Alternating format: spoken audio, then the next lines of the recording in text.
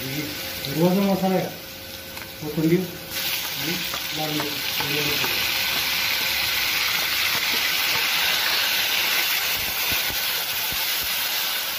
व्यवस्था ते जार त्यांच्या मिक्स करून घ्या. परतून चांगला आपल्याला मस्त जो आपला मसाला आहे जो काळा टाकून घ्यायचा. याच्या व्यतिरिक्त आपण पेस्ट टाकलेलं आहे. 1-2 मिनटं चांगलं आपण परतून घेऊ. मसाला आपला व्यवस्थित असा परतून झाला आहे. त्याच्यामध्ये जे आपण मटण घेतलं होतं आता मस्तपैकी झालं आहे. मटणाचा जो रस्सा असतो पूर्ण याच्यात टाकून द्यायचा आहे आपल्याला.